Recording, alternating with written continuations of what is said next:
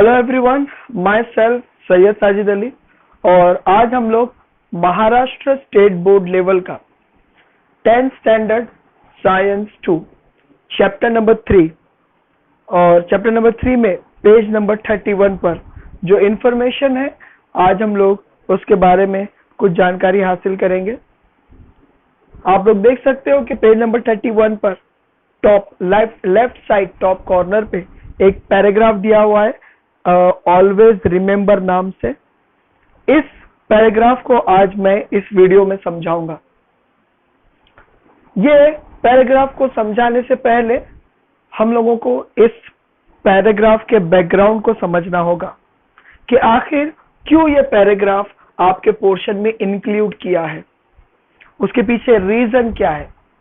तो याद रखिए, इसके पीछे ये रीजन है कि बहुत से पार्ट ऑफ द वर्ल्ड में यानी वर्ल्ड के बहुत से हिस्सों में आज भी अगर लड़की पैदा होती है तो दुख मनाया जाता है और अगर लड़का पैदा होता है तो खुशियां मनाई जाती है। और अगर कोई फीमेल कंटिन्यूअसली अगर बेटी ही पैदा कर रही है तो उसके हस्बैंड को यह सजेशन दिया जाता है कि वो कोई दूसरी शादी कर ले ताकि सेकेंड वाइफ से उसको हो सकता है कि लड़का पैदा हो। ये सारा भेदभाव और ये सारा जो है मिसकॉन्सेप्शन को दूर करने के लिए ये येलो बॉक्स आप लोगों के पोर्शन में इंक्लूड किया गया है। ये येलो बॉक्स के जरिए से और साइंटिफिकली ये साबित किया गया है कि जेंडर ऑफ अ चाइल्ड यानी लड़का पैदा हो या लड़की पैदा हो, ठीक है, ये सब कुछ जो है मेल के ऊपर डिपेंड है, यानी कि जेंट्स के ऊपर डिपेंड है, ना कि फीमेल। यानी कि मेल जिम्मेदार है बच्चे के लिंग पर यानी कि जेंडर के लिए, ना कि उसकी माँ। तो अब ये कैसा साबित किया गया है, आइए देखते हैं कुछ फोटोज के जरिए से। आप लोगों को पता होगा कि हमारी बॉडी एक बेसिक स्ट्रक्चर से बनी है, एक बेसिक यूनिट से बनी है जिसका नाम है सेल। सेल के अंदर दो हिस्से होते हैं, एक बड़ा हिस्सा ये वाला जिसे हम साइटोप्लाज्म कहते हैं और एक छोटा हिस्सा जो उसी के अंदर होता है जिसे हम न्यूक्लियस कहते हैं। आप देख सकते हो यहाँ पर न्यूक्लियस नाम दिया हुआ है। तो न्यूक्लियस के अंदर आप देख सकते हो कुछ ग्रीनिश कलर के स्ट्रक्चर्स दिखाई दे रहे हैं, इसे क्रोमोसोम्स कहते हैं। हकीकत में ये ग्रीन कलर के नहीं होते हैं मगर डायग्रामेटिकली इसमें ऐसा बताया गया है। अब ये क्रोमोसोम्स ऐसे ही रैंडमली प्रेजेंट होते हैं न्यूक्लियस में। अब आइए हम लोग इस क्रोमोसोम को गौर से देखते हैं और इसको समझते हैं कि क्रोमोसोम के जरिए से कैसा gender of a child decide होता है। तो अभी आप लोगों के सामने कुछ क्रोमोसोम्स के अरेंजमेंट दिखाए गए हैं। याद रखो, अरेंजमेंट ऑफ अ क्रोमोसोम या हम ये बोलेंगे a proper arrangement of a chromosome is known as karyotype. What does it mean? It means a karyotype or a karyotype. यहाँ पर ह्यूमन कैरियोटाइप बोला गया है, मतलब मेल एंड फीमेल के क्रोमोसोम्स अरेंज्ड है।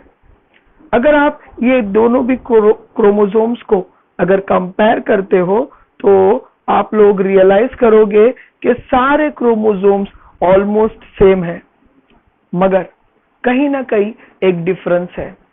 वो डिफरेंस क्या है, वो ऑलरेडी रेड कलर से मार्क किए गए हैं।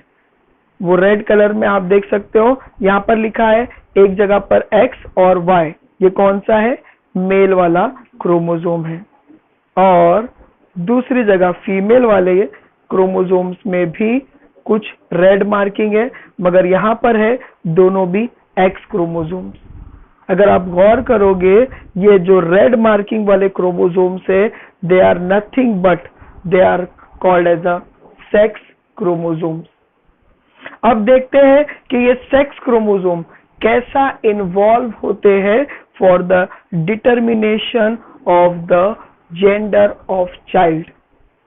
अब इस पिक्चर के जरिए से मैं आप लोगों को समझाने की कोशिश करूंगा कि how male are responsible for the gender of a child.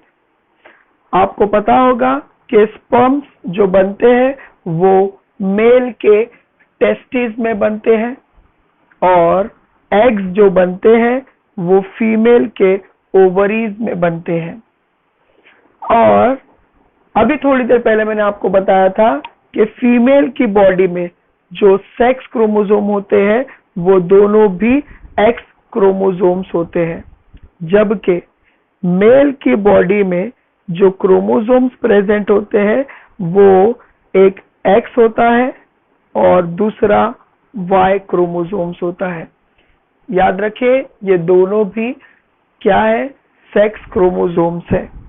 अब आइए देखते हैं फाइनली कि कैसा male are responsible for the determination of gender of a child. तो फीमेल तो एक ही टाइप का क्रोमोसोम कंटेन करेगी चाहे वो कितने भी एग्स प्रोड्यूस करे, लेकिन मेल के अंदर अगर वाई क्रोमोसोम वाला स्पर्म अगर फीमेल के एक्स क्रोमोसोम वाले एग के साथ अगर फ्यूज होता है या फर्टिलाइज होता है तो क्या होगा, there will be a birth of a boy. आप देख सकते हो यहाँ पर ये बॉय कैसा बना, जब उसको उसकी मदर से एक्स क्रोमोसोम मिला, लेकिन वो बॉय एक्चुअली कैसा बना, जब उसको उसके फादर के तरफ से वाई क्रोमोसोम वाला स्पर्म मिला, तब जाकर ये बॉय बना। अब दूसरी हम लोग देखते हैं कंडीशन जिसमें अगर एक्स क्रोमोसोम वाला स्पर्म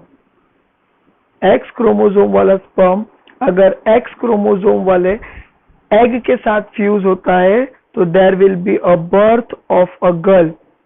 क्यों? क्योंकि गर्ल को पैदा होने के लिए दोनों भी सेक्स क्रोमोसोम जो है वो एक्स होने चाहिए। एक एक्स क्रोमोसोम तो उसको मदर के तरफ से मिला है, लेकिन दूसरा क्रोमोसोम उसको फादर के तरफ से मिला है।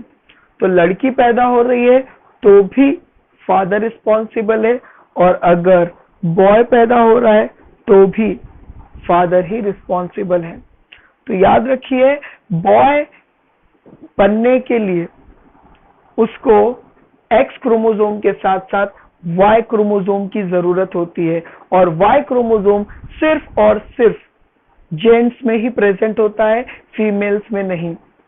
इस बेसिस पे साइंटिफिकली ये प्रूव किया जा रहा है और पूरे वर्ल्ड को ये मैसेज दिया जा रहा है कि females are not responsible for determination of a gender of a child, only and only males are responsible for determination of a gender of a child. तो आई होप सो आप लोगों को ये पैराग्राफ समझ में आया होगा। Thank you for watching my video.